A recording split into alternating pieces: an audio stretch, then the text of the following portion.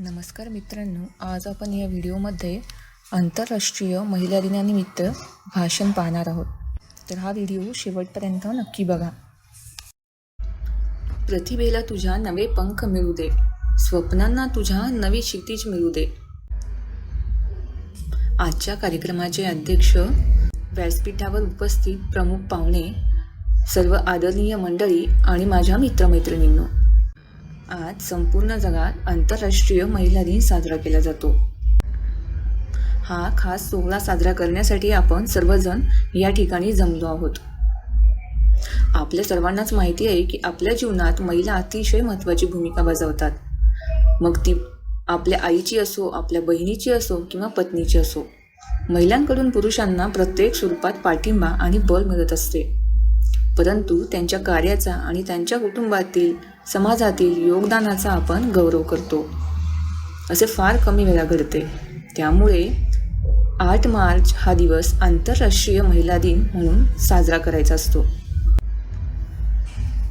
खरं तर महिलांच्या कार्याचा आपण दररोज सन्मान केला पाहिजे. हा दिवस जगभरातील महिलांच्या सामाजिक, आर्थिक, सांस्कृतिक आणि राजकीय यशाचा सन्मान करण्यासाठी साजरा केला जातो. महिला दिन हा जगात मोठ्या धूमधडाक्यात साजरा केला जातो.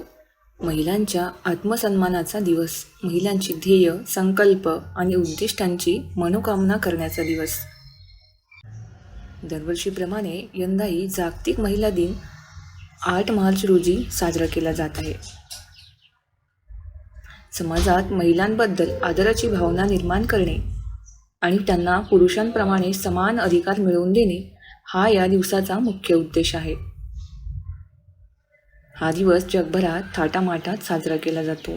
विविध संस्था, कार्यालये, महाविद्यालये, शाळा इत्यादी ठिकाणी वक्तृत्व, लेखन, भाषण स्पर्धा, चर्चासत्रे आणि इतर विविध कार्यक्रम आयोजित केले जातात. या महिला दिनी आपण सर्वांनी महिलांच्या योगदानाचा आणि अधिकारांचा आदर केला पाहिजे. आज हा दिवस फक्त फुलांच्या गुच्छांनी, शुभेच्छा कार्ड्सनी किंवा फोटोनी साजरा करण्याचा नाही, तर हा दिवस आहे स्त्री शक्तीचा, जागरणाचा, संघर्षाचा आणि समानतेच्या लढ्याचा, तसेच भविष्यातील आशेचा उत्सव. 1911 मध्ये पहिल्यांदा हा दिवस आंतरराष्ट्रीय महिला दिन म्हणून साजरा झाला. तेव्हापासून आजपर्यंत लाखो करोडो महिलांनी शिक्षणासाठी, मतदानाच्या हक्कासाठी, कामाच्या समान हक्कासाठी, सुरक्षिततेसाठी आणि स्वतंत्रतेसाठी लढा दिला. आजही हा लढा संपलेला नाही, तो अधिक तीव्र आणि आवश्यक झाला आहे. आजही अनेक ठिकाणी मुलींना शिक्षणापासून वंचित ठेवले जाते. कामाच्या ठिकाणी असमान वेतन मिळते. घरगुती हिंसाचार, बालविवाह, लैंगिक छळ असे अडथळे आहेत. पण तरीही भारतीय महिलांनी अनेक क्षेत्रात कमाल केली आहे. सावित्रीबाई फुले पहिल्या मुलीच्या शाळेच्या संस्थापिका.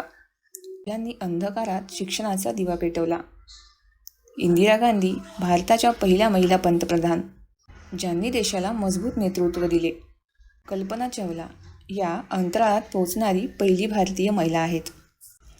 पी.व्ही. सिंधू, मीराबाई चानू, हरमनप्रीत कौर या खेळात जग जिंकणाऱ्या महिला आहेत. मित्रांनो आणि बहिणींनो, स्त्री पुरुष समान ही स्पर्धा नाही, ही भागीदारी आहे. जेव्हा घरात पती पत्नी समान जबाबदाऱ्या उचलतात, जेव्हा ऑफिसात महिला पुरुष समान संधी मिळवतात, जेव्हा समाजात मुलांइतकेच महत्त्व दिले जाते, तेव्हाच खरा विकास होतो.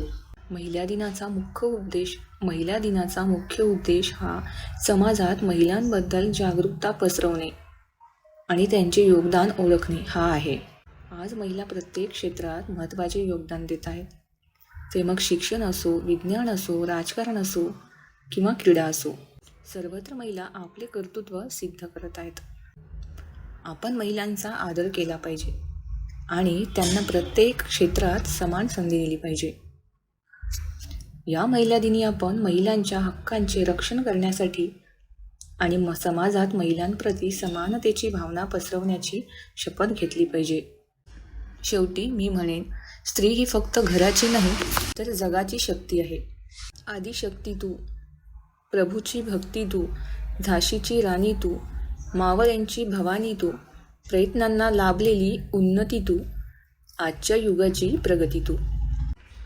सर्व महिलांना, मुलींना, मातांना आणि बहिणींना पुन्हा एकदा खूप खूप शुभेच्छा.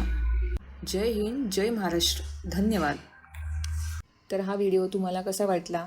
व्हिडिओ आवडला असेल तर व्हिडिओला लाईक करा. तसेच अशा नवनवीन व्हिडिओसाठी चॅनलला सबस्क्राईब करा.